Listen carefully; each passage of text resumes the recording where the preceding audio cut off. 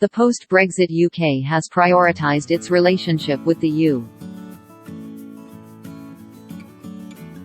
As Boris Johnson said he could not wait to get going with negotiating a trade deal with Trump.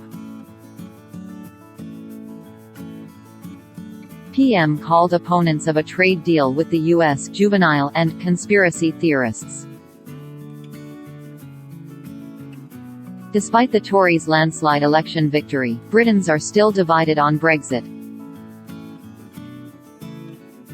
After 1,317 days of political turmoil and heated negotiation, Brexit has finally happened. But the saga doesn't end, as the UK has entered an 11-month transition period to negotiate its future relationships with the EU. And while there's no confidence the period won't last for a few years, Boris Johnson promised for it not to be extended as he just wants to get Brexit done. Quote, "After 3.5 years of waiting, we can't blame him for that." Meanwhile, Britons have been split in two, with the majority now believing Brexit to be one fat mistake. With the current government in power, there's definitely no way to glue the broken nation back together. For that, the UK now desperately needs to make some new powerful friends. It seems like the US is their number one choice on the list. Childhood ambitions matter. According to biographer Andrew Gimson, Boris Johnson's secret ambition as a boy was to be President of the United States. Quote, "In his recent role as British PM, he seems to be willing to get as close to the US as possible." Before the referendum in 2016, Johnson predicted that the sovereign UK would be even better and more valuable allies of the US. The country's relationship with America has long been described as special. Quote, as UK Trade Secretary Liam Fox said in 2018, Brexit provides a once-in-a-generation opportunity to raise it to a new level. On the night Johnson won the general election and decided the fate of Brexit, President Trump tweeted about the prospects of a US-UK trade pact. Many optimists believe the Johnson-Trump bromance guarantees the much-awaited closeness between the countries. In the trade deal we trust, on February 3, Johnson said he can't wait to get going with our friends in the US on a trade deal, attacking those who have warned against it. Speaking to an audience that included the US ambassador to the UK, Woody Johnson, he added, "For the US, a UK trade deal offers a chance to strengthen commercial ties with a country that has long been seen as a like-minded gateway to Europe.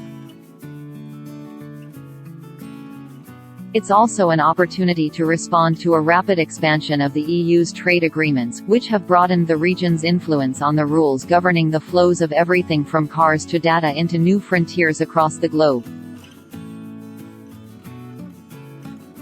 Both Johnson and Trump have signaled their desire to do a deal quickly. If things were only that easy, reality hits hard. Now that Britain is actually leaving the EU, it finds itself at loggerheads with America on several matters. One of those is the UK's digital services tax that would severely hit American tech giants. The US described this tax as arbitrary and threatened the UK K, with punitive tariffs on British car exports.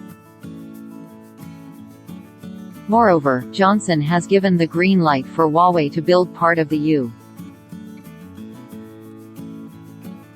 UK's next-generation 5G cellular network. American lobbyists have been urging the UK that this maneuver could leave both countries' intelligence sharing at risk. There are more disagreements in the picture: trade wars, Iran, Prince Andrew's investigation and the requested extradition of the wife of an American diplomat who killed a British teenager.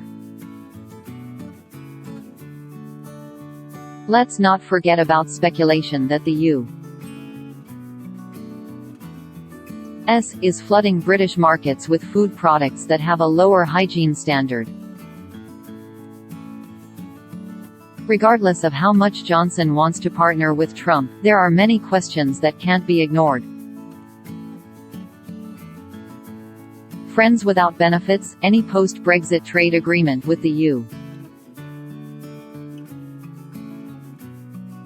was always going to be hard. Amanda Sloat, a senior fellow at the Brookings Institution, said that an agreement is still in the interest of both governments on a macro level. Quote, but there are also a lot of things in the bilateral relationship that are going to make it more complicated. Secretary of State Mike Pompeo didn't set any timeline on a possible deal. He cautioned that the talks might get rather testy. What are we now? There is still no formal date for the beginning of bilateral trade talks. Regardless of intentions, a comprehensive trade pact depends on two factors: the results of the Brexit negotiations and the 2020 US election. For now, US officials are likely to pass on closing any meaningful deals with London, at least, until the terms of Britain's future relationship with the EU are clear. At this time, it's unclear whether this new transatlantic trade alliance ever happen.